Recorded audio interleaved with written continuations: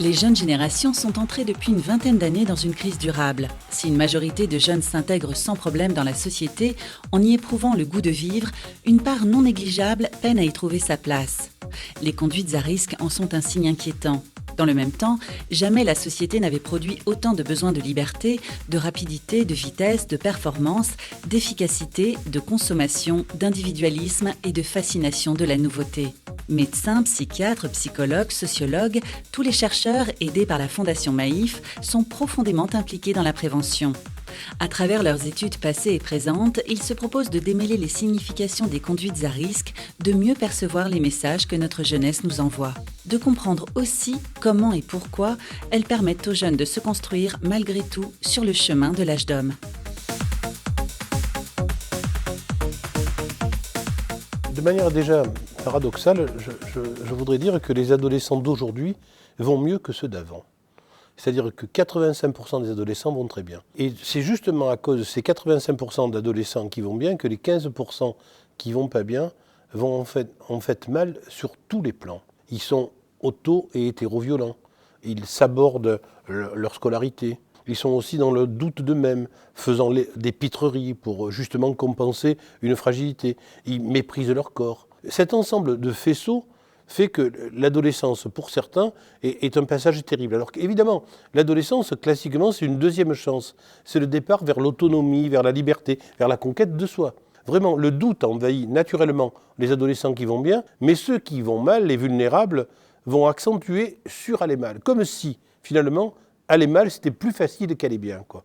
Et de là vont apparaître des tas de symptômes qui sont classiquement les symptômes de conduite à risque, des attitudes vraiment très très particulières. Les conduites à risque sont souvent une sorte de transgression de ne pas suivre une conduite naturelle de l'adolescence. Les conduites à risque sont normales chez tous les adolescents, mais ceux qui vont bien prennent des conduites à risque, j'allais dire modérées.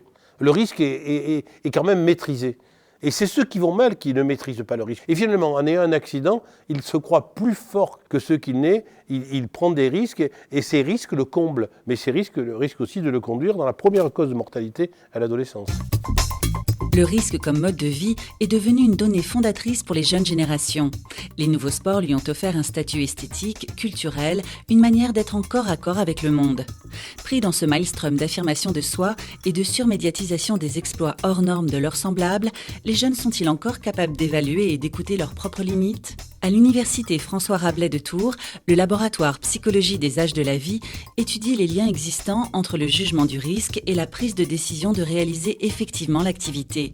Une étude qui nous en dit long sur la limite entre le j'y vais et le j'y vais pas. Ce qui se joue entre le j'y vais et le j'y vais pas, justement, on pensait que c'était plutôt relatif au développement cognitif, la capacité à évaluer le risque, ce qui ne semble pas être le cas chez les ados. C'est-à-dire que finalement, très tôt, les jeunes adolescents sont capables d'estimer le risque, et ce vers quoi nous poussent nos premiers résultats, c'est sûr, ce qui joue, c'est plutôt l'émotion.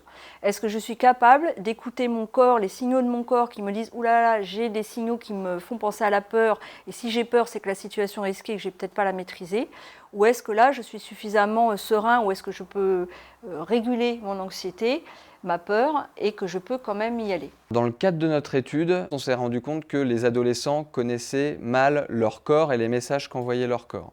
C'est-à-dire qu'en cas de prévention, ce qui se fait communément, c'est de décrire la situation, le freinage sur route mouillée, bien mettre son baudrier en escalade, etc. Alors que finalement, les adolescents connaissent ces critères de sécurité, connaissent les critères de la situation. Par contre, il va falloir plus cibler la prévention sur l'apprentissage de l'écoute de ces messages corporels et notamment des messages émotionnels qui envoient des informations importantes sur le danger d'une situation. Finalement, sur des prises de décision très très rapides, le corps est souvent un meilleur guide sur la prise de décision qu'une évaluation logique de la situation. Et nous pensons, d'après les premiers résultats, que la prise en compte du risque et donc des protections et de j'y vais ou j'y vais pas serait liée particulièrement à cette capacité de s'auto-évaluer plus qu'à une capacité d'évaluer le risque de la situation.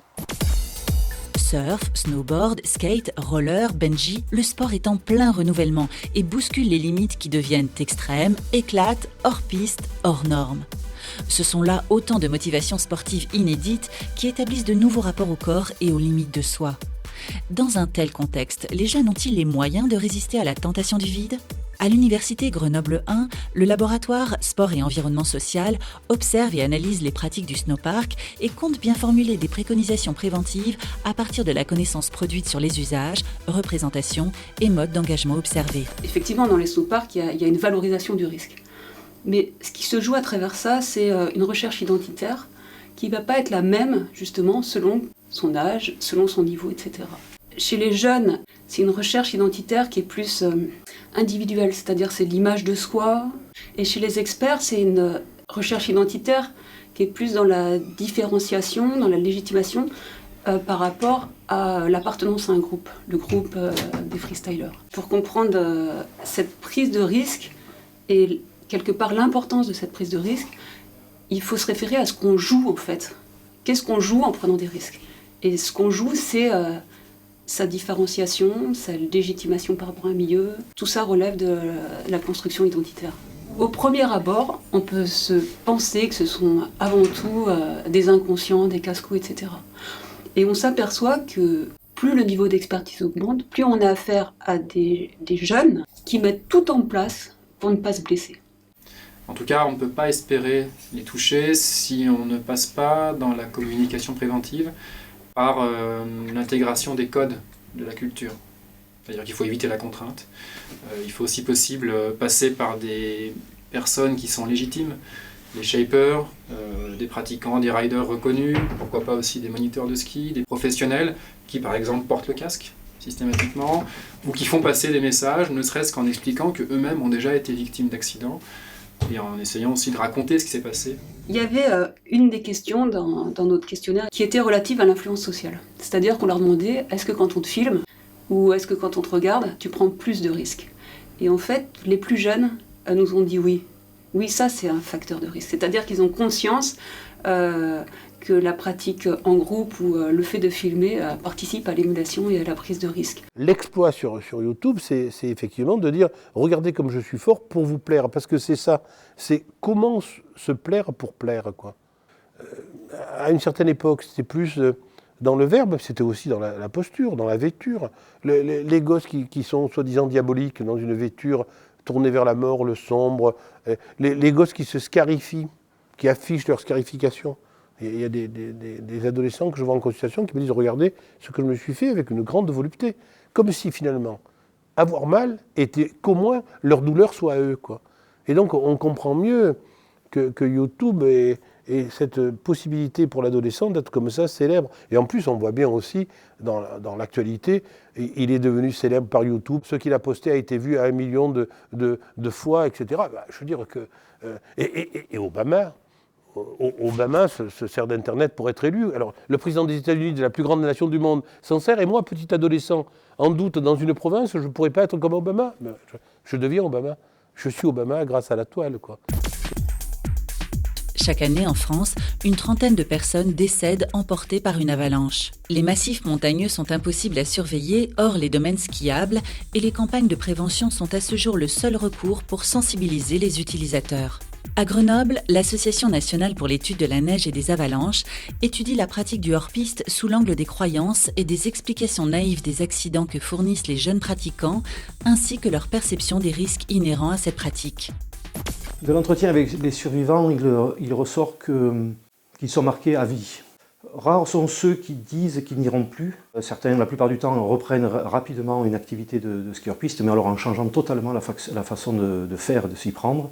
Mais les jeunes, ils nous disent il faut le hors-piste parce qu'ils ont besoin d'aventure, parce qu'ils ont besoin d'être seuls, parce qu'ils ont besoin de neige fraîche, parce qu'ils ont besoin d'être les premiers à faire la trace, par exemple. La plupart des gens qui ont des accidents d'avalanche dans les hors-pistes, ce sont des gens qui n'habitent pas loin. Les jeunes prennent conscience de la mise en danger de leur vie. En revanche, celle d'autrui, non, ils n'y pensent pas. On a encore eu un accident récent où un jeune a fait partir une avalanche qui a enseveli 2 skieurs de randonnée qui étaient en train de progresser en dessous de lui. Et donc il peut y avoir une recherche de responsabilité et voire une condamnation pour justement mise en danger de la vie d'autrui. La prévention du risque dans le sport extrême doit être faite avec les pros. Parce que finalement les jeunes regardent énormément Internet, évidemment, tous les exploits des pro-riders. Et quand on s'est aperçu qu'on associait ces pro-riders de renom et des jeunes, vraiment le message passait très très très bien. Ils écoutent. Actuellement, c'est le meilleur message. Ces jeunes tentent de retrouver leur mobilité d'avant leur accident. Quand le corps en douleur est réticent à tout progrès, la volonté de s'en sortir est mise à rude épreuve par l'anxiété de se refaire mal. Des chercheurs du Psytech de l'Université de Lille tentent de démontrer que l'anxiété n'est pas forcément mauvaise conseillère. Le problème, c'est pas donc est-ce que l'anxiété est bonne ou mauvaise conseillère, c'est à quel point je suis anxieux. C'est à quel moment l'anxiété devient mauvaise conseillère, puisqu'au départ, c'est toujours une bonne conseillère. L'anxiété chez l'adolescent va être gérée, j'allais dire, comme l'anxiété chez l'adulte. La plupart du temps, ce qu'on va essayer de faire, c'est d'amener la personne à se confronter à l'objet de son anxiété. On va l'amener à refaire des mouvements, à se retrouver dans l'environnement où il a peur de se blesser, à peut-être retourner à l'endroit où il s'est blessé la première fois, pour essayer de limiter cette anxiété de reblessure et de la gérer d'une certaine façon. La grande différence entre la personne adulte et l'adolescent, au niveau de cette gestion de l'anxiété, ça va être la motivation. Pourquoi ? Chez l'adulte, on risque d'avoir, surtout si je parle d'anxiété de reblessure, à un moment, le pourquoi prendre des risques. Et ce pourquoi prendre des risques, plus on est adulte, plus il va être handicapant. Et on va prendre de moins en moins de risques. On s'aperçoit par exemple qu'un adolescent qui s'est cassé la jambe peut, au bout de quelques semaines, se remettre à courir, et en prenant le risque de se refaire mal dessus. Un adulte qui s'est cassé la jambe va attendre quelques mois peut-être avant de recourir. Donc on a cet avantage chez l'adolescent, c'est qu'il va pouvoir avoir une certaine motivation en se disant « la vie normale, c'est ça », sans se poser cette question de « pourquoi obligatoirement ». De manière générale, chez les adolescents, les résultats, quand on les prend en charge pour l'anxiété, pour un petit peu n'importe quelle anxiété, et en particulier cette anxiété de reblessure, sont d'autant plus rapides. Lyon, à proximité de la ville, est installé le LESCO. Ce laboratoire pilote une étude d'envergure qui aborde la question de la conscience du risque. Le projet PromoSecure pose une problématique qui n'a jamais été étudiée scientifiquement auparavant. La pratique de la moto sur circuit favorise-t-elle l'émergence de comportements de conduite plus apaisés sur route ouverte ? Maîtriser sa mécanique, c'est aussi maîtriser sa prise du risque. Pour moi, ce qui présente le plus de risques pour un jeune motocycliste, c'est le sentiment de maîtriser la puissance de sa moto, peut-être au-delà de ce qu'il la maîtrise, et de se retrouver en difficulté parce que justement, il n'a pas eu conscience de dépasser ses limites de maîtrise. Et je pense que c'est le vrai fond de l'histoire. Dans les travaux antérieurs qu'on a pu faire auprès de motocyclistes de profil dit sportif, ce qui est très dévalorisant, ce n'est pas forcément de chuter, mais c'est plutôt l'idée de réussir, par exemple, un virage, grâce à la chance. Et autrement dit, ce qui est valorisé, y compris dans la conduite sur route, c'est le geste technique, c'est-à-dire la capacité à gérer un risque, mais à le maîtriser. Autrement dit, ce n'est pas une défiance du hasard, ça n'a pas de valeur en soi de passer un virage à 70 avec beaucoup de chance. Ce qui est en soi intéressant, c'est d'arriver à le passer à 70 avec une maîtrise. On rejoint la question du j'y vais pas, mais avec cette question justement d'un transfert entre le j'y vais pas sur la piste et le j'y vais pas sur la route. Il y a une différence substantielle, c'est que la route, c'est la route, il y a d'autres usagers et que le j'y vais pas doit intégrer la conscience d'autrui et sa relation avec des événements qui ne seraient pas à prendre en compte sur un circuit. Et d'ailleurs, sur un circuit, le j'y vais pas a une volonté à aller au plus loin possible et à se dépasser au fur et à mesure. Sur la route, l'objet, c'est j'y vais pas, selon ce qu'il convient de faire dans cette situation. Les personnes qui donnent le plus d'organes de cœur au niveau de la greffe de cardiaque sont les livreurs de pizza. Quand on les voit rouler, on comprend qu'ils ont des accidents mortels. L'idée, c'est qu'avoir peur, c'est un vrai progrès. Avoir peur, c'est pas être lâche, c'est comprendre justement les limites et avoir peur de ses incapacités, être conscient de ses incapacités. Non, c'est bien d'avoir peur. Il faut que les adolescents retrouvent un peu les phobies de la petite enfance, ce que Freud disait, maladie physiologique de la petite enfance, toutes les peurs, peur de dévoration, peur d'enfermement, peur d'abandon, etc. Peut-être que les conduites à risque ne sont jamais qu'une résurrection des phobies de la petite enfance revisitées sur un mode agi. C'est-à-dire qu'on fait dans l'action ce dont on a eu peur dans les pensées quand on est petit. C'est une hypothèse linéaire du développement psychique. Peut-être que d'autres gens disaient que non, que j'ai tort, que ça ne se joue pas comme ça, que les phobies n'ont rien à voir avec les conduites à risque.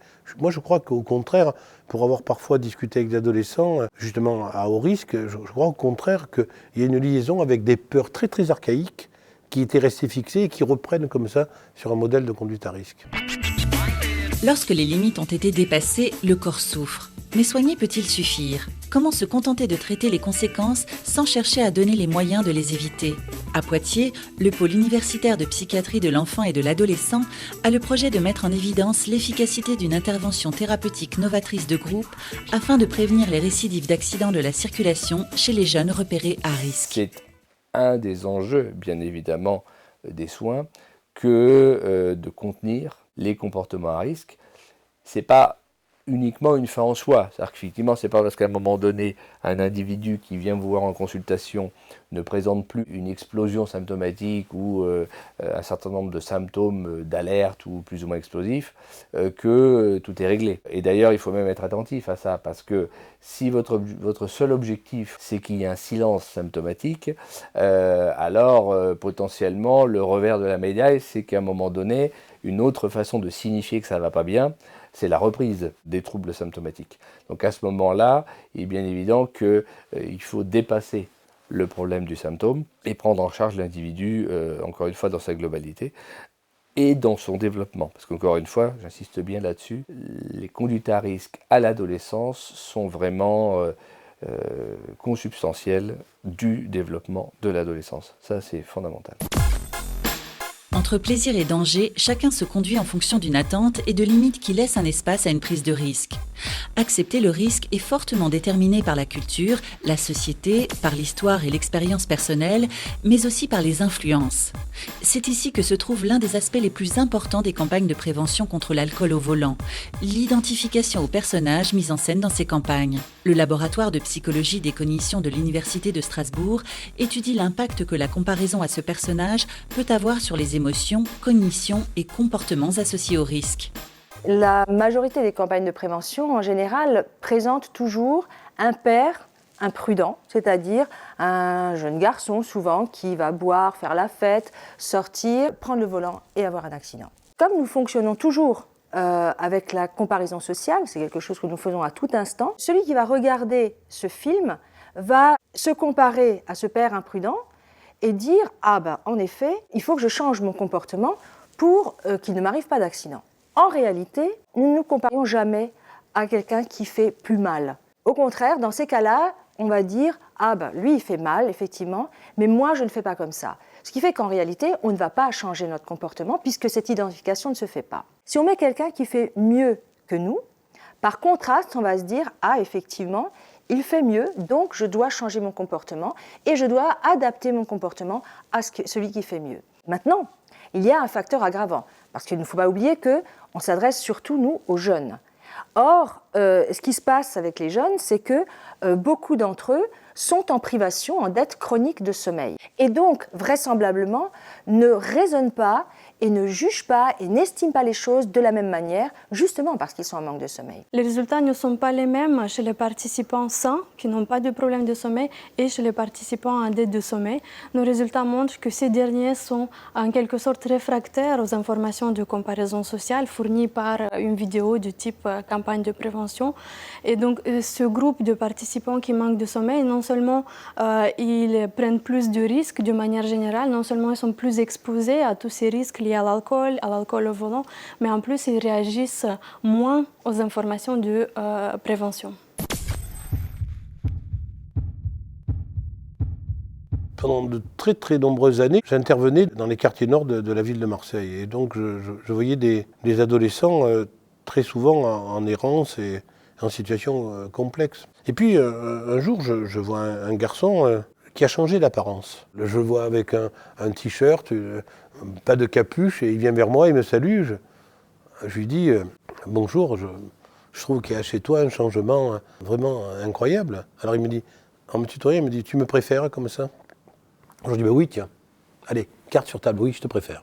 Je te préfère dans la communication que dans le repli. D'accord. Et il me dit une phrase mystérieuse. Il me dit, j'ai sauté la barrière invisible. Je dis, pardon? Quelle barrière invisible? La barrière invisible qui entoure nos quartiers. Ah bon, il y a une barrière invisible qui entoure tes quartiers? Il me dit, oui, j'ai eu un emploi en CDI. Donc il a retrouvé un narcissisme par un emploi. Voilà les clés. La mixité sociale, l'emploi, les autres chances, l'école de la deuxième chance. l'apprentissage bienveillant. Notre lutte, elle est simple. Elle est une réponse d'une société qui accueille et qui permet toujours de pouvoir s'intégrer, au lieu d'une mystique délirante qui entraîne un aspect mortifère qui est pratiquement un suicide social. Quand ces gosses partent en Syrie, ils se suicident socialement. Quand ils brûlent leur passeport, on voit bien qu'il y a une rupture de type suicidaire au niveau de leur enfance et de leur échec, quoi.